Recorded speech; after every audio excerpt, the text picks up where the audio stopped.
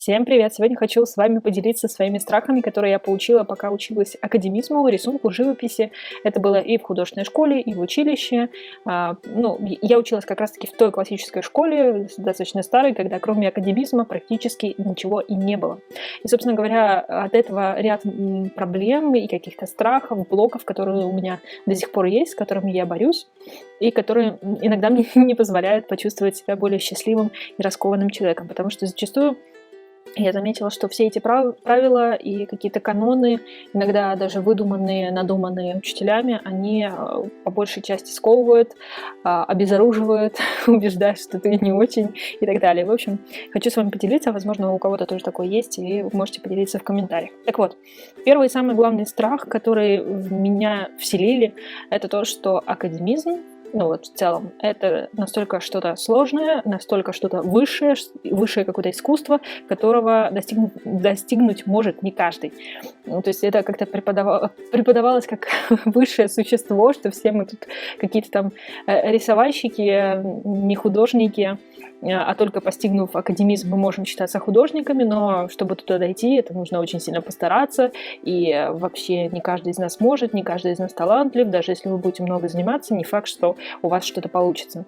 Сейчас же я придерживаюсь мнения, да и в принципе я уже уверен в этом, что это совершенно не так. Академизм как раз-таки тот махровый, который в меня вдалбливали годами, может освоить любой человек, потому что там есть определенные правила и каноны, которые будешь придерживаться, и все. И плюс много-много часов практики, и все у тебя получится. А вот с другими техниками, да, тут прям можно поиграться. Так что это достаточно долго во мне жило, что я не смогу никогда покорить этот академизм, но сейчас понимаю, что это все было глупостью.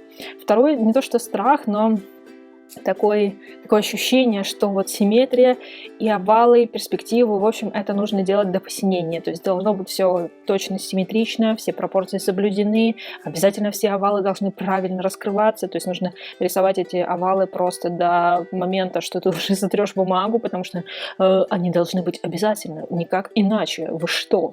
Перспектива тоже обязательно, все должно сходиться во все точки.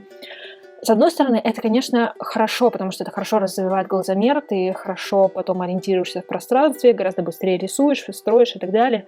Но настолько много внимания, мне кажется, не стоит уделять, потому что, по-моему, первые 2 года в художке мы рисовали только эти овалы, и дальше мы редко продвигались, то есть пока вот все идеально не сделаешь, не продвинешься дальше, это достаточно сложно, это все равно приходит с опытом, но мне казалось, что можно было бы чем-то и разбавить на самом деле.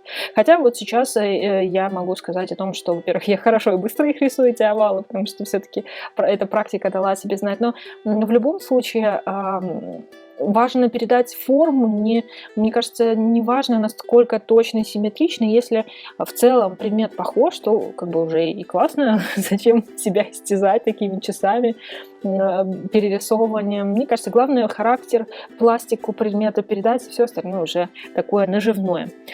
Следующий страх, я думаю, что это у многих, он до сих пор, наверное, остался, это то, что нельзя использовать черный цвет. Да, конечно, в смесях в акварели черный дает такую не очень красивую грязь, но что вот совсем без него, то есть вообще нельзя. Это все, мне кажется, опять-таки надумано, потому что есть моменты, где точечно можно поставить что-то черное, откровенно черное, можно сделать даже серую лессировку такую черным, и от этого никто не умрет. Если у вас такой предмет, если вам это нужно, особенно если это что-то декоративное, то тем более черный тут вообще как бы не помешает.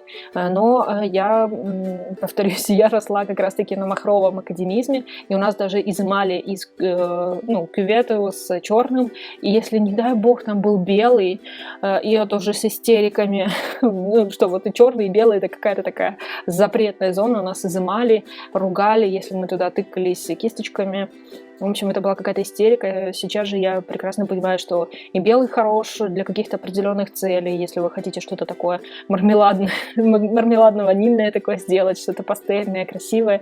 Да, они более укрывистые, которые с белилами, да, с ними нужно уметь работать, но они вполне себе могут жить и прекрасно существовать, так же, как и черный.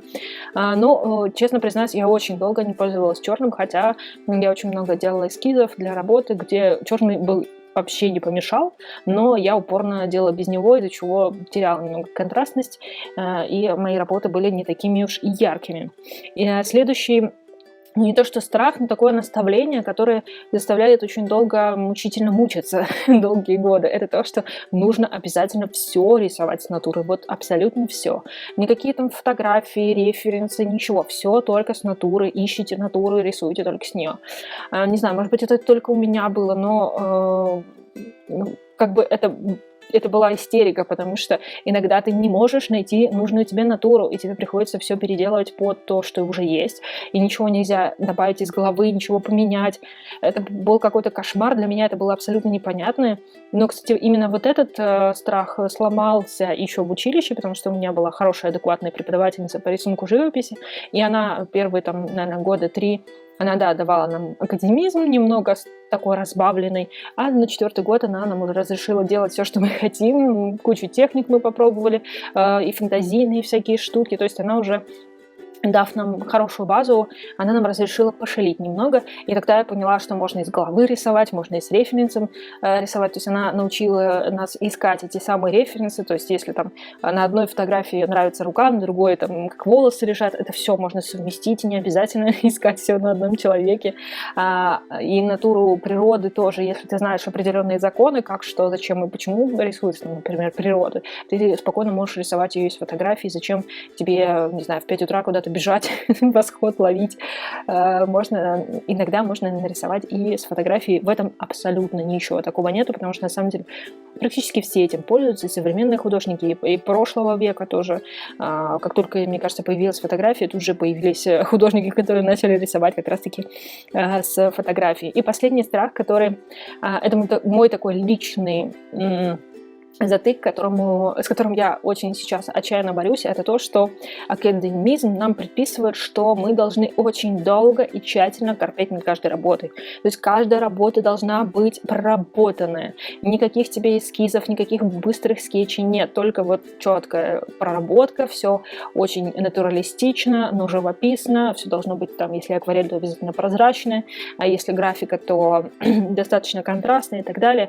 И никак иначе. То есть я этого всегда не понимала. Я не то, что не усидчивый человек, я не люблю вот эти все мелочи. Я люблю крупные мазки, крупные какие-то детали, быстрые эскизы, такие вкусненькие, живые, яркие. Ну, не сильно яркие, потому что я достаточно пыльно пишу.